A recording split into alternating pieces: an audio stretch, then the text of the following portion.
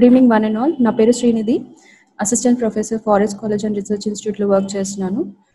దీనికన్నా ముందు నేను ఒక 8 years సిజిఆర్తో కలిసి వర్క్ చేశాను. Means 3 years back, means 8 years back 2012లో నేను నా జర్నీ స్టార్ట్ చేశాను సిజిఆర్తో.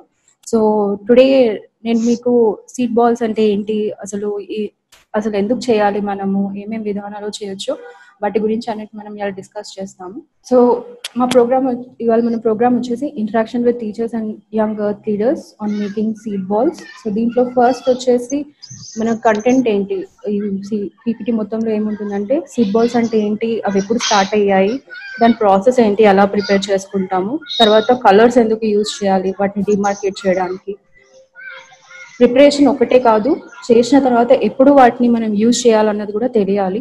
దాంతోపాటు ఈ సీడ్ బాల్స్ ని మనం ఎలా గ్రీన్ గిఫ్ట్స్ గా యూజ్ చేయొచ్చు. సో ఇవి మన ఇవాళ సెషన్ కి రిలేటెడ్ టాపిక్స్.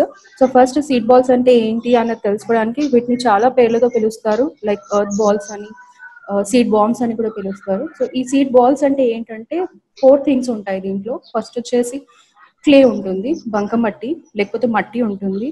దానిని సీడ్స్ దాంట్లో పెట్టేసి కొంచెం వాటర్ అండ్ పాసిబుల్ అవుతే కొంచెం కాంపోస్ట్ లేకపోతే ఏదైనా మెటీరియల్, సీడ్ ని గ్రో చేయడానికి హెల్ప్ చేసే మెటీరియల్ ఏది పెట్టినా కూడా ఇవి 4 combinations గా వాడినప్పుడు దాన్ని సీడ్ బాల్స్ అంటాం. బాల్ అంటే in the shape of ball ఉంటుంది కాబట్టి నేమ్ సీడ్ బాల్ అని ఇచ్చారు. ఈ టెక్నిక్ ని రీఇంట్రడ్యూస్ చేసింది ఎవరు అంటే ఒక జాపనీస్ న్యాచురల్ ఫార్మింగ్ పైనియర్.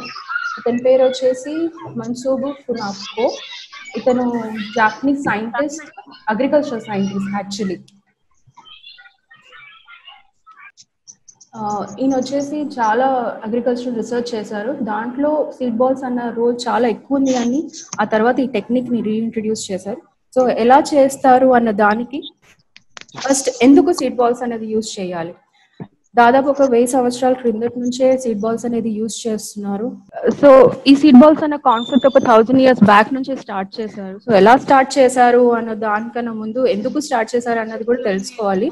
చాలా వరకు ఒక ప్లాంటేషన్ చేసేటప్పుడు దాంట్లో అయ్యే కష్టం ఏదైతే ఉంటుందో, ఒక పిట్ తీసే నుంచి ప్లాంట్ ని గ్రో చేసేటప్పటి నుంచి దాన్ని ప్రాపర్ కేర్ తీసుకోవడం, ఒక 1 year వరకు మనం దాని వెనకాల ఉండాలి.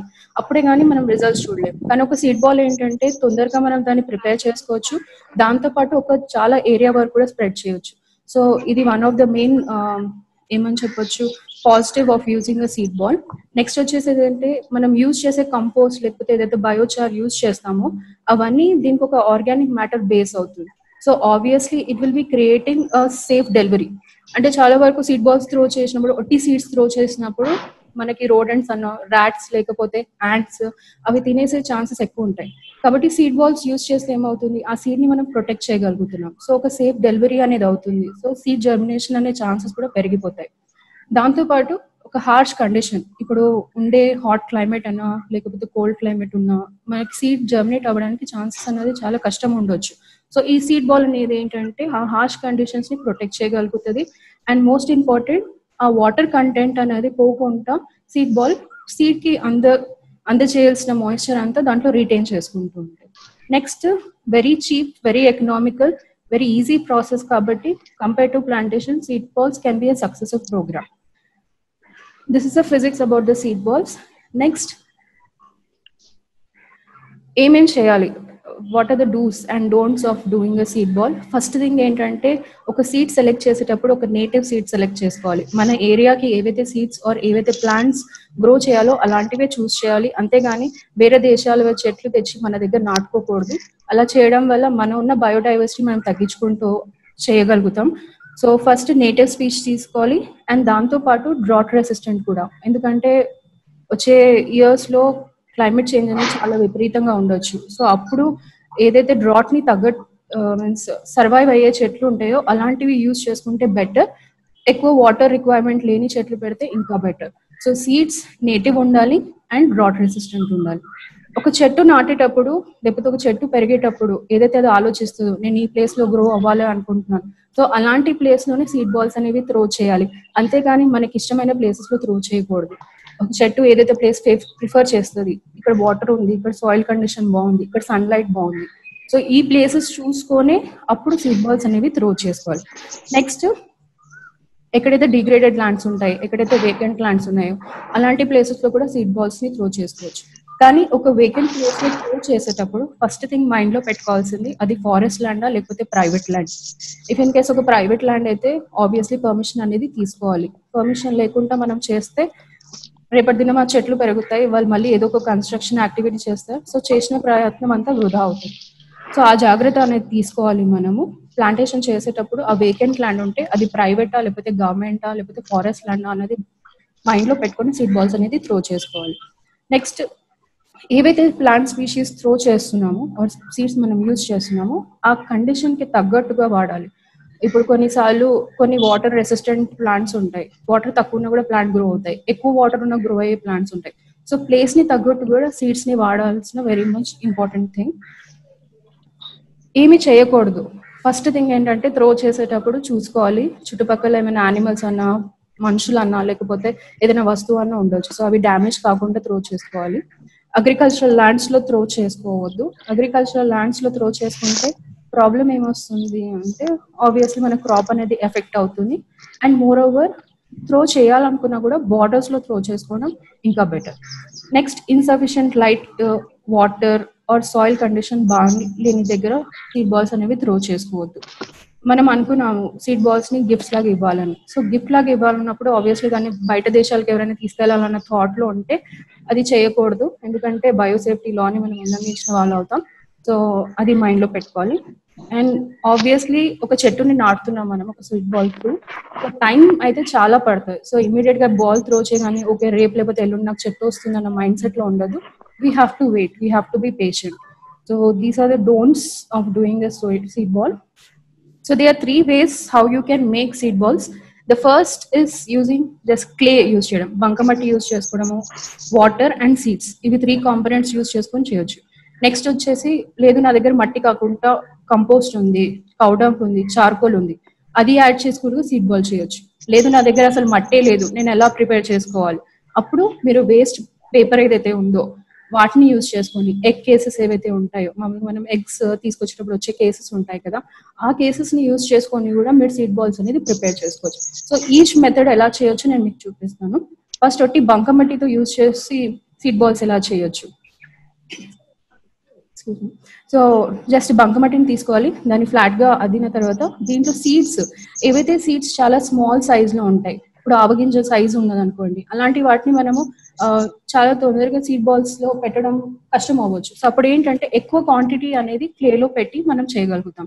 సో ఈ బాల్ సైజ్ కూడా ఒక 1 to 2 ఇంచ్ వరకే ఉండాలి, మరి ఎక్కువ సైజ్ కూడా ఉండదు, మరి చిన్నగా కూడా ఉండకూడదు. సో ఆప్టిమమ్ సైజ్ వచ్చేసి ఒక 1 to 2 ఇంచ్ పెట్టాలి. జస్ట్ అది ఫ్లాట్ గా అది దాంట్లో కొంచెం సీడ్స్ పెట్టేసి కొంచెం వాటర్ తడిపి దాన్ని రౌండ్ బాల్ గా చేయాలి.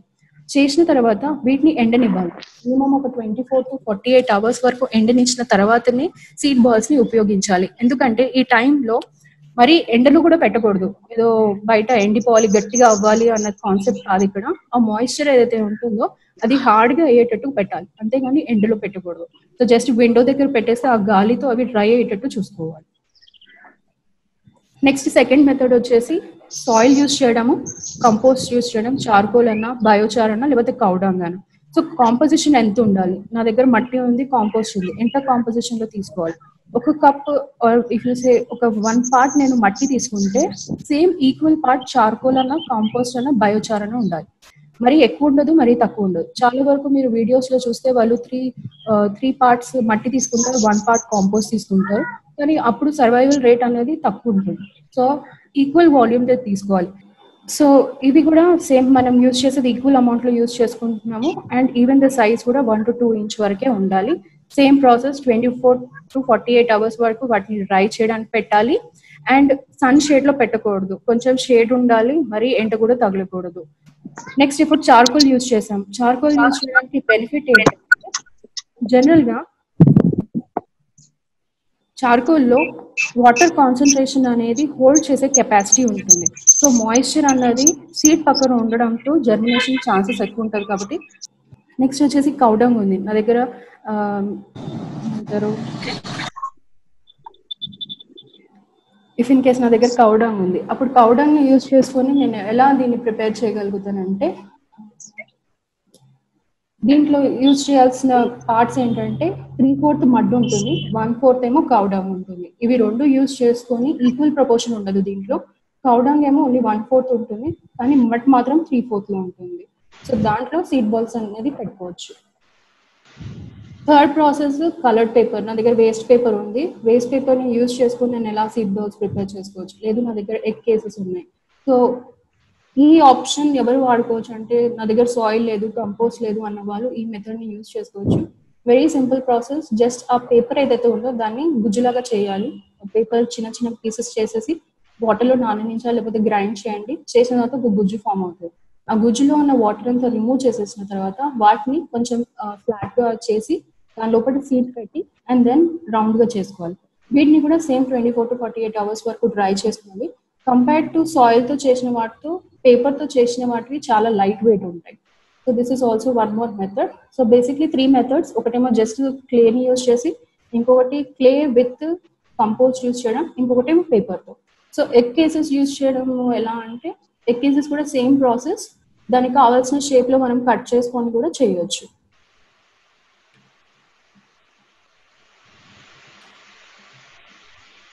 సో కాన్సెప్ట్ ఆఫ్ ఎందుకు కలర్ చేయాలి, సీడ్ బాల్స్ని కలర్ చేసిన అవసరం ఏంటి అసలు? సో దీనికి రీజన్ ఏంటంటే ఒక్కొక్క స్పీషీస్ మనం సీడ్లో పెట్టిన బాల్లో పెట్టిన తర్వాత ఐడెంటిఫికేషన్ అనేది చాలా డిఫికల్ట్ అయిపోతుంది. మీరు ఎన్ని స్పీషీస్ ఒక సీడ్ బాల్ చేశారు తెలవడానికి ఇది ఈజీ ప్రాసెస్ అనమాట. సో కలర్స్ అనేవి ఏంటంటే న్యాచురల్ కలర్స్ యూజ్ చేయడం చాలా బెటర్. సో ఈ న్యాచురల్ కలర్స్లో ఏవేవి యూజ్ చేసుకోవచ్చు అంటే కుంకుమ యూజ్ చేసుకోవచ్చు, లేకపోతే పసుపు, సున్నం అన్నా, లేకపోతే చార్కోల్ మనకు దొరికే బొగ్గు అయినా, ఇలాంటివన్నీ యూజ్ చేసుకొని కూడా మీరు న్యాచురల్ కలర్స్ వాడి ఒక సీడ్ బాల్ కలరింగ్ చేయొచ్చు. So just for identification purpose ఎన్ని సీడ్స్ మనము సీడ్ బాల్గా యూజ్ చేసాము అన్న దానికి తెలుసుకోవడానికి ఈ కలర్ కాన్సెప్ట్ అనేది ఇంట్రొడ్యూస్ చేస్తున్నాము. సో ఇది వర్ధన్ చేసిన సీడ్ బాల్స్. ఇది yellow colour and this is green colour. So based on ఏవైతే మన కలర్స్ అవైలబుల్ ఉంటాయో ఆ కలర్స్ వాడి మనం వాటిని ఐడెంటిఫికేషన్ చేయొచ్చు. Next seed balls green gifts లాగా. గ్రీన్ గిఫ్ట్స్ అనే కాన్సెప్ట్ ఏంటంటే ఓకే మీరు సీడ్ బాల్స్ చేసిన తర్వాత మీరు త్రో చేశారు, కానీ మన రెస్పాన్సిబిలిటీ ఏంటంటే వేరే వాళ్ళని కూడా మనం ఇన్వాల్వ్ చేయాలి ఇలాంటి గుడ్ డీడ్లో. సో అప్పుడు మీరు ఏం చేయొచ్చు అంటే ఏదైనా ఒకేషన్ ఉంది, స్పెషల్ ఒకేషన్ ఉంది, you can gift them as a seed balls. So ఈ సీడ్ బాల్ని ఎలా డిఫరెంట్ వేలో చేయొచ్చు అన్నది గ్రీన్ గిఫ్ట్స్. ఫస్ట్ ఇందాక నేను చెప్పాను ఎగ్ కేసెస్ యూజ్ చేసి ఎలా మనము చేస్తున్నాము, సేమ్ అదే షేప్ సర్కిల్ గా చేసి దాని మీద ఒక చిన్న గ్రీటింగ్ రాయడం, బర్త్డే విషెస్ చెప్పడం, అన్న ఏ ఒకేషన్ అయినా విషెస్ చెప్తూ ఆ గ్రీటింగ్ కార్డ్ వాళ్ళకి ఇవ్వాలి. ఇచ్చిన తర్వాత వాళ్ళకి చెప్పాల్సింది ఒకటి ఏంటంటే నువ్వు ఎప్పుడైతే ప్లాంటేషన్ చేయాలనుకున్నావు జస్ట్ దాన్ని సాయిల్ లో పెట్టి ఒక 1 centimeter వరకు దాని మీద సాయిల్ కప్పి వాటిని వాటర్ చేయాలి అంతే. So obviously after some time ఒక మంచి ట్రీ మీరు వాళ్ళకి గిఫ్ట్ ఇచ్చినట్టు అవుతుంది. నెక్స్ట్ వాటిని ఎలా మనం పేపర్ బ్యాగ్స్ అన్నా లేకపోతే bookmarks or book tags అవి కూడా చేసుకోవచ్చు. ఈ ఫోటో చూస్తే దాని ప్రాసెస్ ఎక్స్ప్లెయిన్ చేశాను. సేమ్ ఎలా అయితే మనము కలర్డ్ పేపర్తో సీడ్ బాల్స్ చేసాము, కానీ ఇక్కడ ఏంటంటే మనం రౌండ్గా చేసుకోకుండా వాటిని ఫ్లాట్గా చేసాము ఒక పేపర్ షేప్లో. చేసిన తర్వాత వాటి మీద సీడ్స్ని స్ప్రింకిల్ చేసి మళ్ళీ ఇంకొక లేయర్ ఆఫ్ పేపర్ని కవర్ చేస్తాం. కవర్ చేసిన తర్వాత ఒక చిన్న హోల్ దాంట్లో చేసి దానికి ఒక ట్యాగ్ పెడతాం. సో ఇది బుక్ ట్యాగ్ లాగా యూజ్ చేయొచ్చు, బుక్ మార్క్స్ లాగా యూజ్ చేసుకోవచ్చు. వన్స్ నేను ఈ బుక్ చదవడం అయిపోయింది, ఇప్పుడు ఈ బుక్ మార్క్ బుక్ ట్యాగ్ని నేను ఏం చేయాలి, అప్పుడు జస్ట్ దాన్ని తీసుకెళ్ళి సాయిల్లో వేసేసి దాని మీద వాటర్ పోస్తే ప్లాంట్స్ అనేవి గ్రో అవుతాయి. Next chocolates. సేమ్ చాక్లెట్ ఎలా అయితే మనం ర్యాప్ చేస్తున్నామో వీటిని కూడా సీడ్ బాల్స్ని చాక్లెట్ ర్యాపర్లో ర్యాప్ చేసి దాని మీద toss water and green just వాటిని మీ ఫ్రెండ్స్కి చాలా గిఫ్ట్ ఇవ్వచ్చు. సో డిఫరెంట్ కైండ్స్ ఆఫ్ ర్యాపింగ్స్ నేను ఇక్కడ చూపించాను. అండ్ మోర్ ఓవర్ మనకి చాలా వేస్ట్ ఉంటాయి ఇంట్లో, మనం బేర్ కొన్నప్పుడు అలాంటివి కొన్నప్పుడు మనకి మెష్ అవి వస్తాయి. సో ఆ మెషెస్లో ఈ గ్రీన్ బాల్స్ సీడ్ బాల్స్ అనేవి వేసేస్తే అది కూడా యూజ్ చేయొచ్చు. ఇవి మ్యాచ్ బాక్స్ లాగా చిన్న చిన్న మ్యాచ్ బాక్స్ వేరే వెడ్డింగ్కి వచ్చిన వాళ్ళకి కూడా గిఫ్ట్స్ ఇచ్చారు ఈ సీడ్ బాల్స్ని. So this is an innovative way ఎలా అయితే మనం గ్రీన్ గిఫ్ట్స్ ఇవ్వచ్చు. అండ్ నెక్స్ట్ చాలా వరకు నేను ఇప్పుడు చెప్పే కాలేజ్లో వాళ్ళకి ఎంటర్ప్రినర్షిప్ అనేది నేర్పిస్తున్నారు. సో చాలా వరకు ప్లేసెస్లో ఈ సీడ్ బాల్స్ని అనేది వాళ్ళు సేల్ కూడా చేస్తున్నారు. సో ఇఫ్ ఇన్ కేస్ మనం ఇప్పుడే పిల్లలని ఈ మార్గంలో లైక్ వాళ్ళు ఎంటర్ప్రినర్ అయ్యేటట్టుగా ఒకరి మీద డిపెండింగ్ అవ్వకుండా వాళ్ళు సొంతంగా మనీ ఎర్న్ చేయడం కూడా మనం నేర్పించవచ్చు. సో దాని కాస్ట్ అనేది మీరు పెట్టిన పెట్టుబడి మీద ఉంటుంది. సో డిఫరెంట్ ప్యాకెట్ సైజెస్ లో, లేదు నా దగ్గర ప్లాస్టిక్ యూజ్ చేయొద్దు అనుకుంటున్నాను, అప్పుడు మీరు క్లాత్ బ్యాగ్స్ చేసుకోవచ్చు, పేపర్ బ్యాగ్స్ చేసుకోవచ్చు. వాటిని యూజ్ చేసుకొని మీరు దీన్ని సేల్ చేయొచ్చు. సో సక్సెస్ స్టోరీస్ దీంట్లో రజనీకాంత్ వాళ్ళ విలేజ్ లో చేశారండి, బుచ్చర్లో. అక్కడ ఆల్మోస్ట్ ఒక 1,06,000 కన్నా ఎక్కువ వాళ్ళు సీడ్ బాల్స్ ప్రిపేర్ చేశారు. ఒక అమ్మాయి సింగిల్ గా 32,000 సీడ్ బాల్స్ ప్రిపేర్ చేసిందంటే మనం ఇంకెన్ని చేయొచ్చు. So it's a very small effort, but obviously చాలా బిగ్ రిజల్ట్ అనేది చూడొచ్చు. ఎందుకంటే కెనియాలో ఇప్పుడు దాదాపుగా వాళ్ళు just in span of 20 minutes వాళ్ళు ఒక 20,000 to 30,000 సీడ్ బాల్స్ ని త్రో చేశారు. అంటే మనకి ప్లాంటేషన్ చేసే టైం ఏదైతే పడుతుందో దాన్ని కంప్లీట్ గా రెడ్యూస్ చేసేసి ఒక సీడ్ బాల్ ప్రిపరేషన్ కి తక్కువ ఎఫర్ట్స్ అండ్ మోర్ రిజల్ట్స్ కూడా తీసుకురావచ్చు. ఇవి ఫొటోస్. ఒక చిన్న video which Vardhan has made, నేను ఇది చూపించాలనుకుంటున్నాను మీ అందరికి. యా ఓకే, జస్ట్ ఈ వీడియో ఓపెన్ చేశాను. ఈ వీడియోలో మీరు ఎలా సీడ్ బాల్స్ కి కలరింగ్ చేసాము, ఏమేమి సీడ్స్ వాడాము అన్నది కూడా మీరు చూడొచ్చు.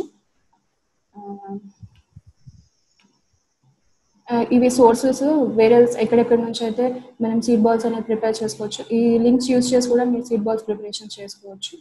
And that's it. ఏంటంటే ఇప్పుడు మీరు సీడ్ బాల్స్ చేసేటప్పుడు పిల్లలతో మనము చేపించి వాటిని త్రో చేయాలనుకుంటున్నాం, కానీ ఫస్ట్ థింగ్ ఏంటంటే ఒక ట్రయల్ చేయండి.